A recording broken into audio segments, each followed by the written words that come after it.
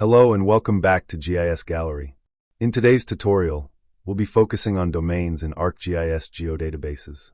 Specifically, I'll show you how to create both coded value domains and range domains to control and standardize your data inputs effectively. Whether you're working on small projects or managing large datasets, domains are a game changer for maintaining accuracy and consistency. Let's get started.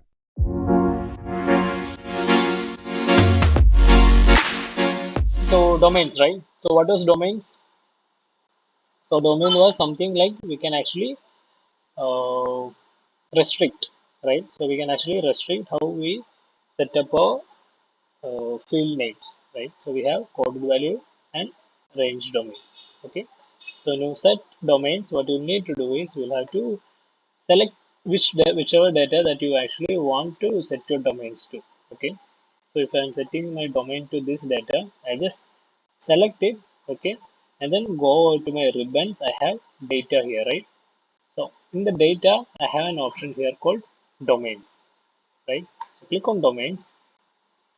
In here, I can actually create whatever the domains I have. So I'll be adding two domains here. One a code value domain, and then other is a range domain, right? So we have seen we have two domains, which is coded value and range. So coded value is something like we can actually set the coded values, and then during the data entry to your attributes, you can only select from the code values. And range is something like we can only set a maximum minimum number, and then during the data entry, we can only select values, or we can only enter values that were inside or falls inside the range that we have given. Okay.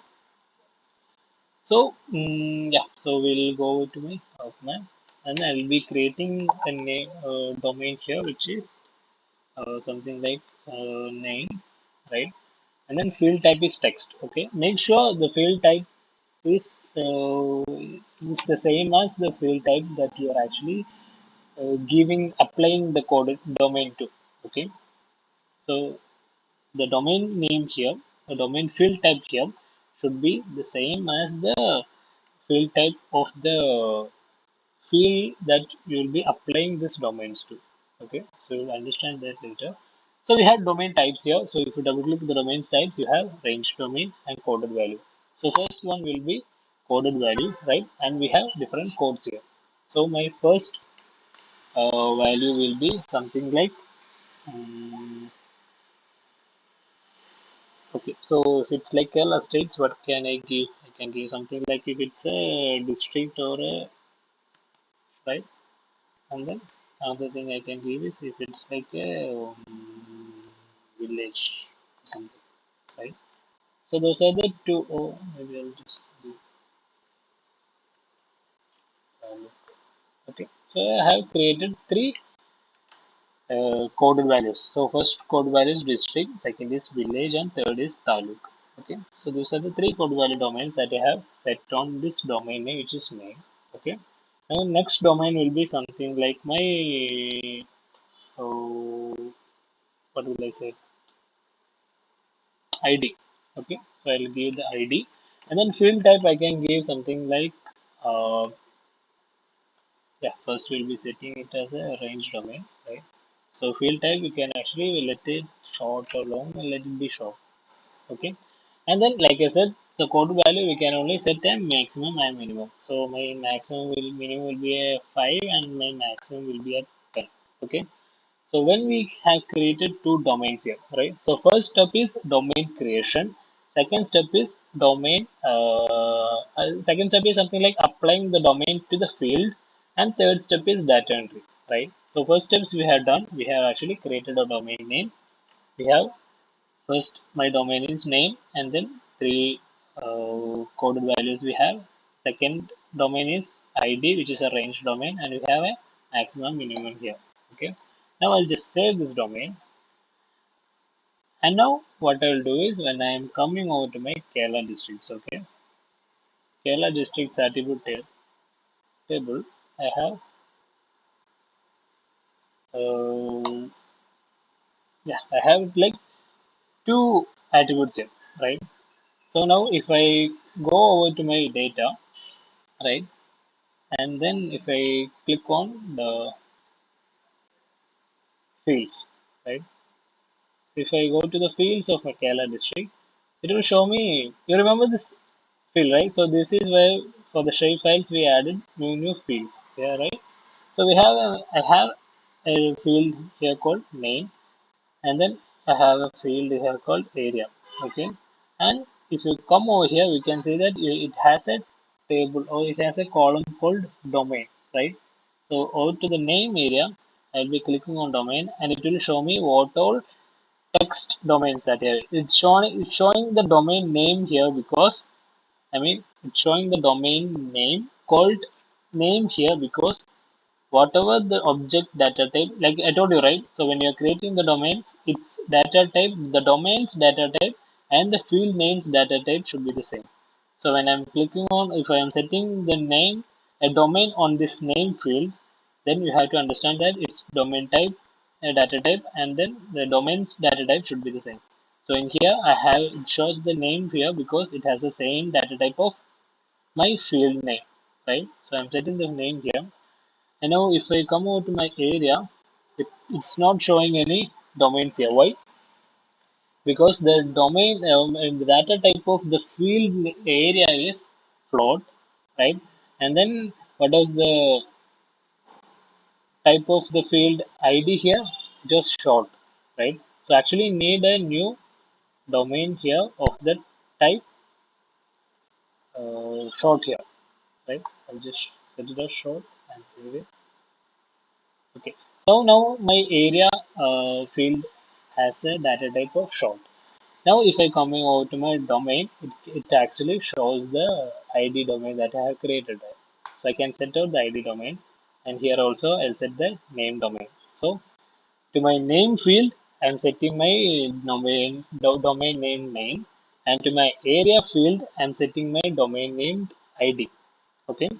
So this is the second type, which is assigning the domain. Okay. So first step was creating the domains in the domain window. The second step was applying the created domains to your domain name, right? So after that is done, you can click on save. Okay, that is done. Now what you need to do is you can just directly digitize the features same as before. So I'll be setting my Kerala districts, right? I'll digitize some features, one here, one here, one here, one here. Okay. Now how do I add the attributes to this? I'll be saving them, right? And then I'll open my attribute table, right? And then I'll be adding my data here. Okay. Now, if I click over to my, usually we will double click there and then type it there, right? Now, if I double click there, you can see that I don't have any option to type there. See, the typing option has been disabled, and what you have is actually a drop down of whatever the coded values that you have created.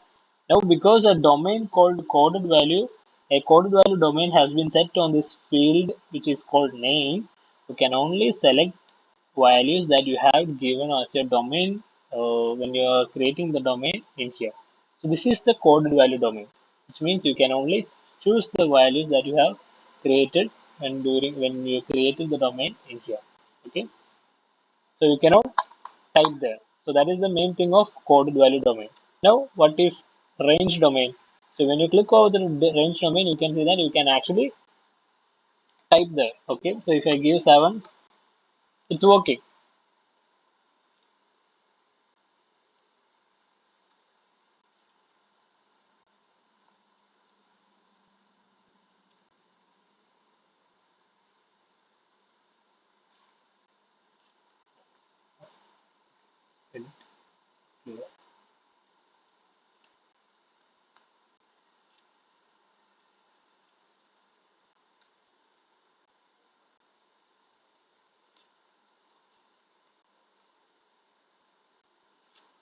Maybe I shouldn't have added a field name called area here.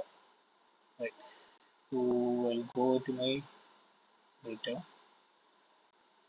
fields and just remove this field which is called area, and just I'll give something else. So I'll give something like type. Okay. And then it's short, its time will be short, right? and I can set the domain as ID here.